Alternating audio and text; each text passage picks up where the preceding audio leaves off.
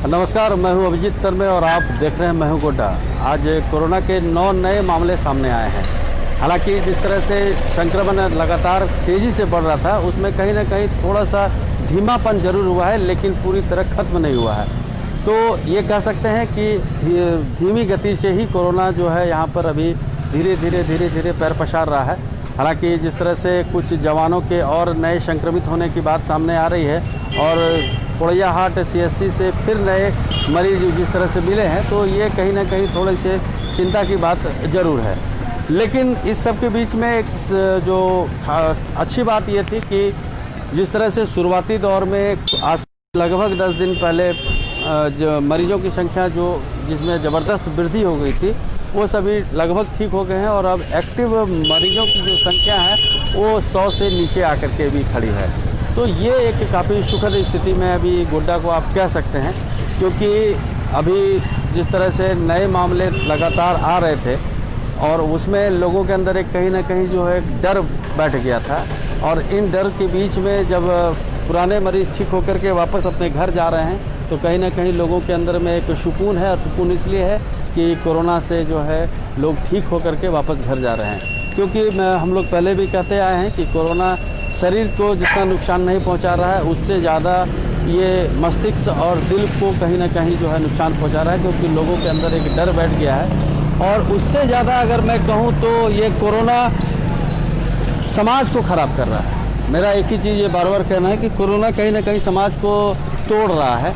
और जिस तरह से किसी मोहल्ले में, किसी गांव में, किसी इलाके में अगर एक मरीज की पुष्टि हो जाती है, तो उसके प्रति वहां के उस मोहल्ले के लोगों के या बाकी परिवार वालों का नज़रिया बदल जाता है, और ये काफ़ी दुखद है। जिस तरह से कुछ लोगों ने हम लोगों से टेलीफोन पर बात करके कहा कि कोरोना से तो नहीं मरे, लेकिन जिस तरह से लोगों के ताने हैं या लोगों का जो व्यवहार है, ये कहीं ना कहीं हम लोगों को मार रहा है। तो इसीलिए यहाँ पर ऐसी कोई बात नहीं है, वो कोई अपराधी नहीं है, कोई अपराध करके जेल नहीं गए हैं या कोई ऐसा जघन्य काम नहीं किया है कि जिसके कारण आप उनको घृणा का आप पात्र बनाए हुए हैं।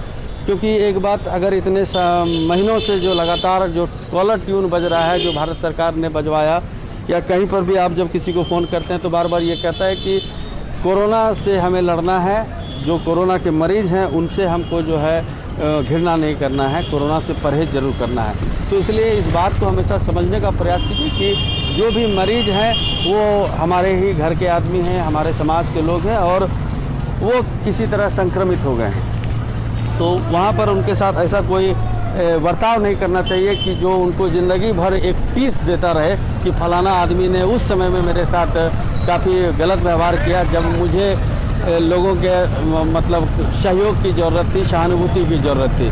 तो इन सब चीज़ों से बचने का प्रयास कीजिए। और बार बार हम लोग इस बात को कह रहे हैं, और क्योंकि जो मरीज़ हैं, जो ठीक होकर के आए हैं, उनके अंदर में कहीं ना कहीं एक छोटी सी टीस ज़रूर होती है। हालांकि इसके पीछे का कारण भी ये हो सकता है कि जो मरीज जा रहे हैं और वो 2-4 दिन के अंदर ठीक होकर के आ जाते हैं, लेकिन वो जो इलाका है, वो जो गांव है, वो गांव को कंटेनमेंट जोन बनाया जाता है, और अभी के समय में कंटेनमेंट जोन 28 दिन का हो गया है। तो ये एक परेशानी वहाँ के गांव वालों को ज़रूर होती है, मोहल्ले वालों को ज़रूर होती है कि मरीज़ तो ठीक होकर के वापस अपने घर आ गए, लेकिन उस सड़क को, उस गली को, उस मोहल्ले को कंटेनमेंट जोन बना दिया गया है, और जिसका खामियाजा उस मोहल्ले के बाकी लोगों को भुगतना पड़ता है। तो तकलीफ की जो मेन बात है, मुख्य मुद्दा है, वो यही होता है कि आखिर मरीज़ ठीक होकर के 4 दिन में वापस आ रहा है, उसके बाद वो अपने घर में होम क्वारंटाइन में है, लेकिन हम लोगों को कहीं ना कहीं परेशानी है। और यही परेशानी का जो सबब होता है, ये लोगों के अंदर में एक कहीं ना कहीं आक्रोश भरता है, और इसी आक्रोश के चलते समाज में जो है वैमनस्य फैल रहा है। तो इसलिए हम लोग चाह रहे हैं कि ये जो कंटेनमेंट जोन है, ये WHO के द्वारा बनाया गया है, या फिर इसको जो है राज्य सरकार या जो स्वास्थ्य महकमा है उसके द्वारा इसको पूरा खाका इसका तैयार किया जाता है। इसमें किसी व्यक्ति विशेष या किसी खास लोगों की कोई इसमें भूमिका नहीं होती है।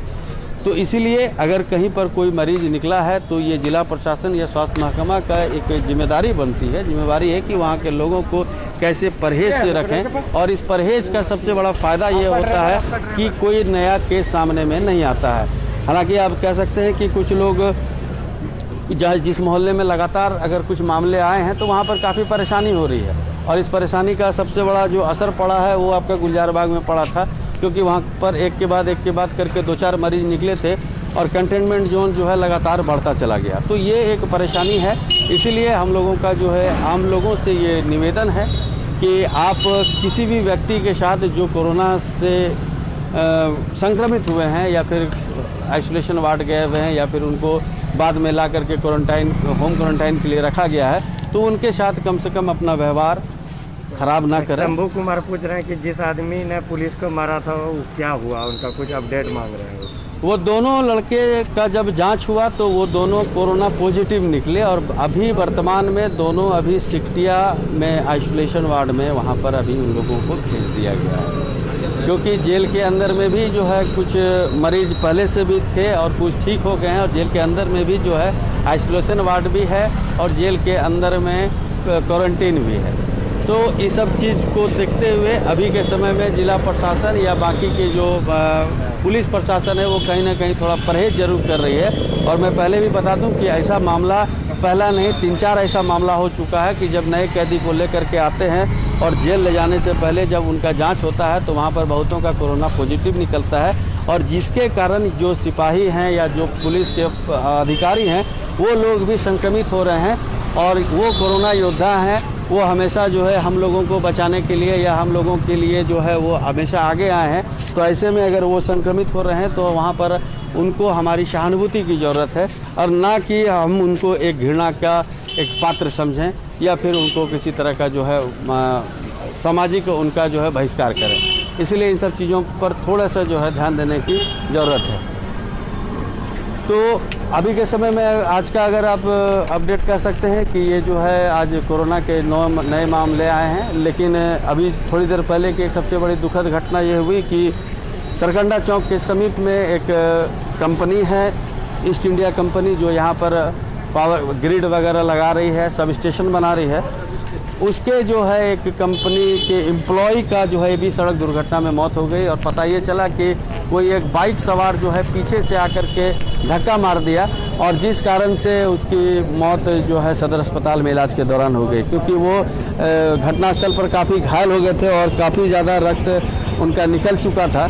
सदर अस्पताल में लाने के बाद उनका जब ऑक्सीजन चढ़ाने की जब बात हुई तो वहाँ पर जो है तब तक वो सर्वाइव नहीं कर पाए और उनकी मौत हो गई। और दुखद घटना ये है कि तो इस तरह से कह सकते हैं कि ये अभी और कोरोना से अभी तक ये बात सही है कि 3 मौतें गोड्डा में हुई है, लेकिन आप अगर पूरा कि अगर 600 से अधिक लोग संक्रमित हुए हैं तो लगभग 90% हम कह सकते हैं कि वो रिकवर भी हो गए हैं। गोड्डा की अगर आप सिर्फ बात करें, हालांकि जिस 3 मौतें भी हुई हैं ये बात सही है, लेकिन अगर आप बाकी आंकड़ों को अगर आप ध्यान से देखें कि सड़क दुर्घटना में कितनी मौत हो रही है या फिर जो आसमानी बिजली गिरती है उसमें कितनी मौत हो रही है, तो हम इन सब चीज़ों को अगर इन आंकड़ों को अगर इनका कंपेयर करें तो आपको लगेगा कि ये जो आंकड़ा है कोरोना का ये कहीं ना कहीं बहुत छोटा है। लेकिन हमें जो है फिर भी परहेज करना है। और दिक्कत ये है कि लोग जब सड़क पे चलते हैं तो या तो शराब के नशे में धुत होकर के गाड़ी चला रहे हैं, बाइक चला रहे हैं, और या फिर जो है वो बाइक को बहुत कह सकते हैं कि इस ढंग से चलाते हैं और नियंत्रित होकर के कि उसका खामियाजा दूसरे लोगों को भुगतना पड़ता है। और संभवतः आज भी वही हुआ कि जो व्यक्ति पीछे से आकर के बाइक से धक्का मारा वो भी शायद शराब के नशे में था और वो जमनी के जमनी हाट से आ रहा था और ये लोग सड़क पर जो है टहलने के लिए निकले थे।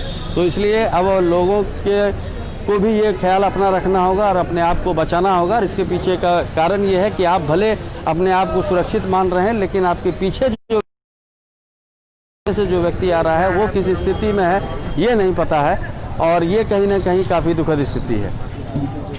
और अभी जो है हमारे साथ में अजीत सिंह है और वो आपको एक जानकारी देंगे कि ठाकुर गंगटी का जो एक प्रकरण है जो कहीं ना कहीं जिला प्रशासन को थोड़ा सा जो है आज परेशान करके रखा है दिन भर, उस पर वो जानकारी देंगे। जी बिल्कुल अभिजीत, एक तो पुलिस प्रशासन और जिला प्रशासन कोरोना जैसे महामारी से लोग परेशान हैं, पुलिस महकमा और जिला प्रशासन भी परेशान है। मगर आज जो घटना दुखद हुई है जो नहीं होनी चाहिए, अभी के समय में जो रुंझी में ठाकुर गंगटी थाना क्षेत्र के रुंझी में एक शव को दफनाने को लेकर 2 पक्षों के बीच जो वारदात हुई है। दोनों पक्ष आमने सामने हैं। प्रशासन अभी भी वहाँ मुस्तैद है। स्थिति अभी भी नियंत्रण में है, लेकिन तनावपूर्ण है। काफ़ी संख्या में कई थानों के पुलिस बलों को वहाँ डिप्यूट किया गया है। लेकिन मेरा यही अनुरोध है, हम अपने दर्शकों से यही अनुरोध करेंगे कि इस महामारी काल में किसी अलग तरह की परेशानी को जन्म ना दें, ताकि आपको भी परेशानी उठानी पड़े और प्रशासन को भी परेशानियों का सामना करना पड़े और प्रशासन को मजबूरन कोई सख्त कदम उठाने को भी बस होना पड़े। तो ये कहना चाहेंगे कि इस तरह के मामले जो भी आ रहे हैं वो आपसी सौहार्द का बात है और आपसी मिल बैठ के लोगों के से, चूँकि इस मामले को पिछली उपायुक्त ने भी इसको सल्टा लिया था, बावजूद इसके आज फिर वो विवाद ज़मीन का ये एक टुकड़े का विवाद फिर सामने आया, जिसके चलते आज पुलिस प्रशासन सभी कामों को छोड़कर वहाँ मुस्तैद है। पुलिस प्रशासन है और जिला प्रशासन की टीम वहाँ पे मौजूद है। तो इस तरह की बातों से अपने आप को अलग रखें और नई तरह की मुसीबत अपने आप के लिए और जिला प्रशासन के लिए ना खड़ी करें, ताकि प्रशासन को किसी तरह की सख्ती बरतने की ज़रूरत पड़े। क्या अभिजीत? जी बिल्कुल, आपने सही कहा कि अभी जो हमारा जिला प्रशासन है या पुलिस प्रशासन या सरकार रहे, केंद्र सरकार रहे, वो कोरोना जैसी महामारी से लड़ रही है। और ऐसे में अगर एक नई समस्या सामने में आती है तो लोगों का जो काम करने का जो ढंग है या फिर उसमें जो वो गंभीरता है वो कहीं ना कहीं उसमें असर पड़ता है। और आप एक तरफ बिल्कुल संजीदगी के साथ जो है आप काम करने का प्रयास कर रहे हैं, लेकिन लगातार कोई आपको दूसरे तरफ उलझा रहा है, तो इस कारण से आपका जो आपका जो ये है काम करने का जो शैली है उस पर इसका प्रभाव पड़ता है और आप जो चीज़ को करना चाह रहे हैं उस पर उसका असर इस पर साफ दिखता है। तो इसलिए गोटा के आम जनता से हमारा निवेदन है कि कम से कम अभी के समय में, इस कोरोना काल के समय में, ऐसी छोटी छोटी चीज़ों से थोड़ी सी इधर हट करके देश हित के बारे में सोचें, या फिर आप जो है अभी आप इसके बारे में। और ये देखिए और पुलिस बल है, ये पुलिस बल है और अभी यहाँ पर एक पुलिस की जो है गाड़ी भी यहाँ पर लगी है। उम्मीद है कि यहाँ से ये लोग अभी अब आगे ठाकुरगंज जाने के लिए भी ये लोग शायद कूच करने वाले, वो एक बड़ी बस वहाँ लगी हुई है और वहाँ पर बहुत सारे जो है सिपाही उसमें अभी वहाँ पर बैठे हुए हैं। तो आगे हो सकता है कि ये लोगों को भी वहाँ पर ठाकुरगंज भेजा जाए और वहाँ का जो अभी की स्थिति परिस्थिति करने के लिए पुलिस को अतिरिक्त बल लगाने की भी जरूरत पड़े। लेकिन इसके बीच में हमारा इस चैनल से, हमारे दर्शकों से यही अनुरोध है कि आप अपने आप को थोड़ा सा समेट करके रखें, जो शांतिपूर्ण ढंग से किसी भी मसले को ख़त्म करने का प्रयास करें, क्योंकि और ना ही अभी के समय में जिला प्रशासन या पुलिस प्रशासन को कहीं ना कहीं। और ये देखिए एक बस जो है वो यहाँ से जा रही है और इसमें अंदर में जो है पुलिस बल लोग सवार हैं। संभवतः ये जो है अभी यहाँ से रुंझी के लिए जो है ये प्रस्थान कर रही है। तो आप कह सकते हैं कि जो अभी का जो समय है, ये समय अभी दूसरा है। 2 दिन के बाद यहाँ पर लोग स्वतंत्रता दिवस मनाएंगे, आज़ादी की वर्षगांठ को इस कोरोना काल में भी जो है एक उत्सव तो नहीं कह सकते हैं, लेकिन जो नियम है उसके तहत जो है यहाँ पर 15 अगस्त को मनाया जाएगा। जिला प्रशासन ने भी जो है काफ़ी एहतियात बरतने का निर्देश दिया है। कुछ लोग हमारे पाठक जो है लगातार जो जुड़े हुए हैं वो लाइव का इंतजार रहता है। उन्होंने सवाल किया है कि एक तो पहले आपसे पूछा गया है कि कल क्यों नहीं आए, और दूसरी बात कि उन्होंने एक और दूसरे पाठक हैं जिन्होंने ये पूछा है कि अगर आप नहीं आते हैं तो कम से कम इन्फॉर्मेशन दे दिया करें। जी, कल हम लोग नहीं आ पाए हैं, इसके लिए क्षमा प्रार्थी हैं। कल कुछ ऐसी स्थिति हो गई थी कि हमारे जो भी साथ में हैं ये लोग कहीं ना कहीं किसी न किसी कार्य में फंस गए थे। मौसम कुछ कहीं ना कहीं साथ नहीं दे रहा था और कल इंटरनेट का भी जो है काफ़ी प्रॉब्लम था, तो इस कारण से कुछ परेशानियां थी। हम लोग बाद में यहाँ पर सब पहुँचे, लेकिन तब तक काफ़ी समय हो गया था, तो सोचे कि इतने रात को किसी को डिस्टर्ब नहीं करना चाहिए, इसीलिए कल के लिए क्षमा। लेकिन हम लोग जो है ये इस कार्यक्रम को निरंतर करेंगे, आने वाले समय में फिर इस तरह की कोई शिकायत ना हो, इसका हम लोग भरसक प्रयास करेंगे। और इसमें सबसे बड़ी बात ये हो गई कि हमारे वरुण मिश्रा कल यहाँ उपस्थित नहीं थे। अगर वो रहते तो कल का कार्यक्रम अवश्य हो जाता, लेकिन वो कहीं ना कहीं थोड़ा सा उनको कुछ काम था, इस कारण से वो जो है नहीं आ पाए। इस कारण से जो है ये नहीं हो पाया। और सबसे बड़ा प्रॉब्लम जो था वो इंटरनेट का था। कल नेट बहुत यहाँ का जो है बहुत कमज़ोर था, वीडियो जो है वो मैंने खुल नहीं रहा था, मैंने अब महू गोड्डा का पेज खुल नहीं रहा था, इसलिए थोड़ी सी परेशानी हो रही थी। तो इसलिए आने वाले समय में ऐसी कोई परेशानी ना हो, इसलिए हम लोग भी चाहेंगे। कल हम लोगों को भी काफ़ी तकलीफ हुआ, क्योंकि हमारे जो दर्शक हैं उन लोग हम लोगों के व्यक्तिगत नंबर पर या व्हाट्सएप पर या मैसेंजर पर हम लोग से मैसेज करके पूछते हैं कि कल क्यों नहीं हुआ या फिर आज कब होगा। तो इसलिए इसके लिए हम लोग जो है उनसे क्षमा प्रार्थी हैं। लेकिन बस आप लोगों से एक ही निवेदन है कि अपने आप को समेट करके रखें। और ये 15 अगस्त का जो समय आ रहा है, इसमें भी जिला प्रशासन ने कुछ नियम और शर्तों का पालन करने के लिए कहा है कि जो छोटे बच्चे हैं 10 साल से नीचे, जिस तरह से स्कूल बंद है, वो घर से ना निकलें। और जो बड़े बुजुर्ग हैं वो भी पब्लिक प्लेस पर ना जाएं 60 साल से ऊपर। और यहाँ पर मेला में गांधी मैदान में जो कार्यक्रम होगा वो भी बहुत सादगीपूर्ण कार्यक्रम होगा। और यहाँ पर भी लोगों के प्रवेश के लिए जो है काफ़ी जो है मार्केटिंग वगैरह किया गया है कि जो ज़्यादा भीड़ न लगे, इसके लिए जिला प्रशासन पूरी तरह मुस्तैद है। इसीलिए हर साल की तरह जो लोग यहाँ पर गांधी मैदान का परेड देखने के लिए आते थे, तो हम लोग उनसे भी निवेदन करेंगे कि आप जो है अपने घर से ही देखें। और हम लोग पूरा इस चीज़ का व्यवस्था करने का प्रयास करेंगे कि गांधी मैदान से हम लोग आपको उस पूरे परेड का लाइव दिखाएं। तो इसलिए बने रहिएगा महू गोड्डा के साथ। अगर आप अपने घर में रहें, सुरक्षित रहें, परहेज से रहें और महू गोड्डा पर आप देखते रहें। गोड्डा का जो कार्यक्रम होगा 15 अगस्त का गोड्डा के गांधी मैदान में, वहाँ का उस कार्यक्रम का पूरा लाइव कार्यक्रम आपको जो है महू गोड्डा के पेज से आप आराम से देख सकते हैं। तब तक अपने घर में सुरक्षित रहिए, परहेज से रहिए और आस पड़ोस का जो वातावरण है इसको भी एक अच्छा बना करके रखिए। क्योंकि जब कहा गया है कि गंदगी को हटाना है, तो ये गंदगी सिर्फ ये कचरा नहीं है, गंदगी विचारों में भी होती है।